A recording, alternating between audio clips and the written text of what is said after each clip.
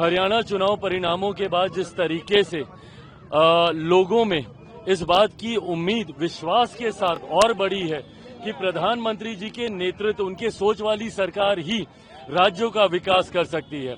ऐसे में विपक्ष जिस तरीके से हरियाणा में हारा, उससे बड़ी हार की ओर अग्रसर होगा झारखंड में। अभी तो चुनाव लड़ने से पहले एक दूसरे के घटक दलों को ये लोग सम्मान नहीं दे रहे। राजद को जिस तरीके से साइडलाइन किया गया, खुलकर ये लोग एक दूसरे के ऊपर आरोप प्रत्यारोप ये लोग लगा रहे हैं। तो जो लोग गठबंधन में सीट बंटवारे में ही एक दूसरे का सम्मान नहीं कर रहे, तो ऐसे में चुनाव में कैसे अपने वोटर्स को कन्विंस करेंगे एक दूसरे के पक्ष में मतदान करने के लिए।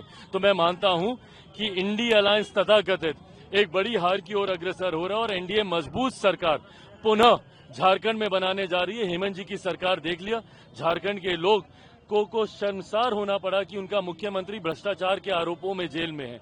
तो ऐसे में एक मजबूत एनडीए की सरकार अब झारखंड में बनने जा रही है। बिहार में भी चुनाव होने वाले हैं, उपचुनाव क्या रहेगा, नतीजा क्या आकलन है? मुझे पूरा विश्वास है कि एनडीए की सरकार, एनडीए की जीत इन चारों सीटों पर, उपचुनाव जो बिहार में 4 जगह पे होने जा रहे हैं उसमें भी होगी।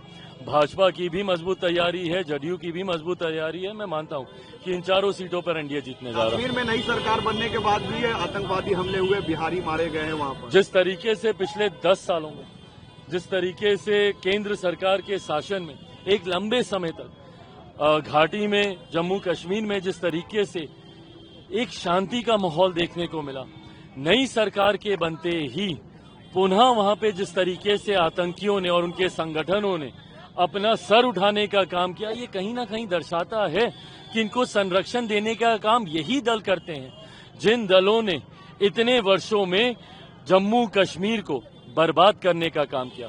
पिछले कुछ समय तक जब तक केंद्र का शासन वहां पर रहा, परिस्थितियों में सुधार आया, पर आज नई सरकार के बनने के बाद और पुनः उमर अब्दुल्ला जी जिस तरीके से वहां के मुख्यमंत्री बने हैं, जिस तरीके से आतंकी गतिविधियां दोबारा से सक्रिय हुई हैं, कहीं ना कहीं सरकार और ये लोग उनको संरक्षण देने का काम करते हैं, इसकी आशंका अब जाहिर होने लगी है।